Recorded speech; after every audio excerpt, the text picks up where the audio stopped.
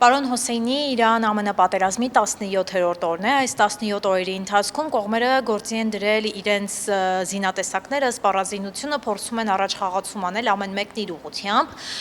Ըստ ձեզ այս 17 օրերը ուսումնասիրելով, հիմա ուժային բալանսը որ կողմի ուղղությունն է դեպի, հա, ով է գերակշռում, եւ հնարավոր տարբերակ համարում եք, որ այս պատերազմը կարող է, օրինակ, ինչպես նշում է ԱՄՆ նախագահ Թրամփը, տևել 4, 5 կամ գուցե 6 շաբաթ։ Այսինքն կշարունակվի դեռևս։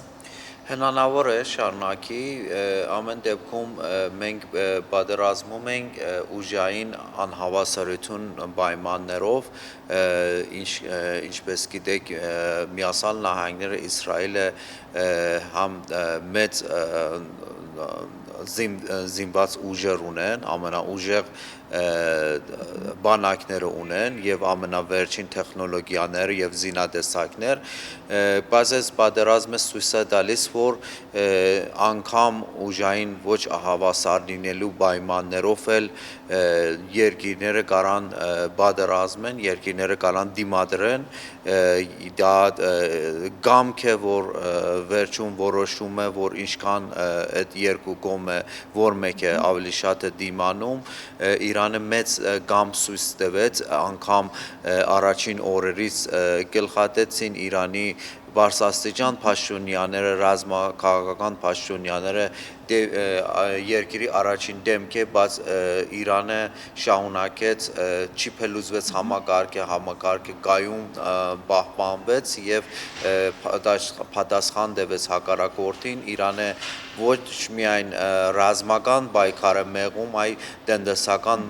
պատերազմ է սկսել արևմուտքի դեմ, Միացյալ Նահանգների դեմ եւ իր դաշնակիցների դեմ եւ ինչքան շահունակվի նավթի գինը բարձրանում է եւ ավելի տնտեսական ճնշում է լինում Միացյալ Նահանգների վրա, ռազմական դաշտում էլ նեղուցը փակ է եւ առաջին օրերին Թրամփը հայտարարում էր, որ ինքը կարողացել է հաղթանակ տանի եւ առաջին օրից հայտարարում էր, որ իր նպատակը իշխանափոխություն է Իրանում, բայց հիմա շատ իր նպատակները հաղթանակի համար նվազացրել է, հիմա հաղթանակը համարում իր համար, եթե կարողանա Հորմոզի նեղուցը բացի, այսինքն իր նպատակները բավականին նվազել են հաղթանակ կերտելու համար եւ դա իրավիճակ է 10-րդ օրում եւ հիմա ինչքան կենա Իրանը ավելի բարելավ դիրքում է հայտնվելու այդ պատերազմի մեջ։ Հստակ է, որ Իրանը իր համարտիմադրությամբ խառնել է ԱՄՆ-ի եւ Իսրայելի խաղաքարտերը։ Միևնույն ժամանակ խոսեցիք Հորմուզի նեղուցի փակ լինելու մասին։ Թրամփը այսօր կամ երեկ հայտարարեց, որ ինքը պատրաստվում է բացել Հորմուզի նեղուցը համատեղ ուժեր կենտրոնացնելով Հորմուզի նեղուցի շուրջը, գրեթե 7 երկիր համաձայնության են տվել դրան։ Ըստ ձեզ դա ինչպես տեղի կունենա, կտեղի կունենա թե ոչ, արդյոք իրանական ռազմածովային ուժերը կարող են կընկրկեն, որպեսզի Թրամփը կարողանա բացել նեղուցը։ Նման տարբերակ դիտարկում եք։ Տեսեք, երկիրները, որ անհայտ են, դեռ հայտնի չեն, բայց Բրիտանիայը մերժել է, Ճապոնիան մերժել է, Ավստրիան մերժել է, Ֆրանսիայը մերժել է, մի քանի հզոր պետություններ, որ գարային ինչ-որ չափով Միացյալ Նահանգներին օգնեն,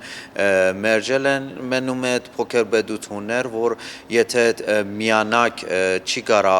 իր ուժերով Միացյալ Նահանգները, որ ամենաուժեղ ռազմազովային բանակը ունի միանակ բազի, այդ մյուս պետությունները ի վիճակի չեն, դա ավելի շատ շո է Միացյալ, այո, եւ ամեն կերպ փորձում է Միացյալ Նահանգները Թրամփը այդ իրավիճակը շտկել, որը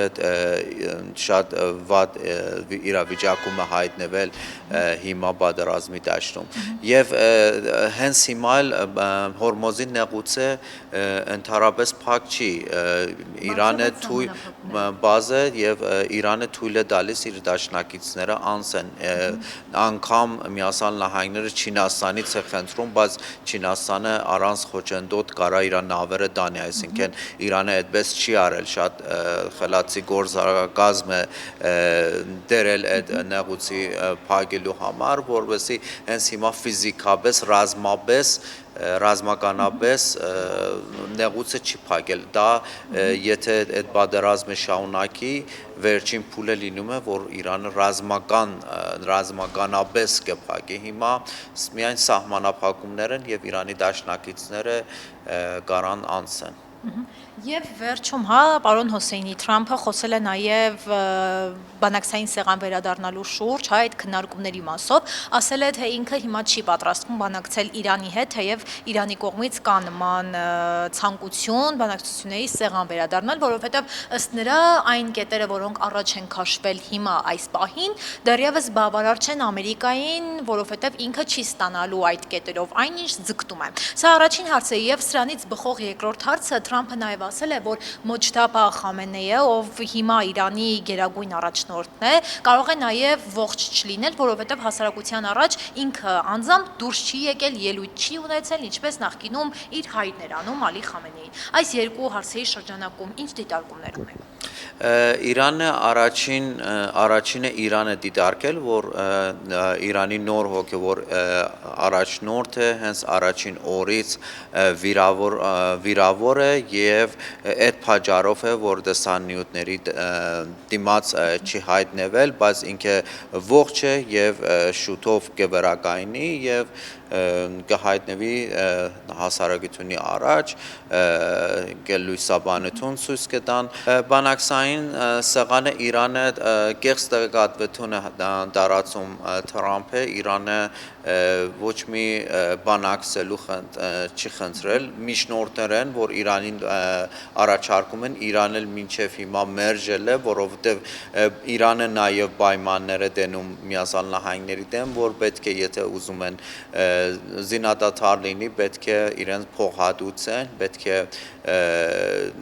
լիովին այդ բادرազմի համար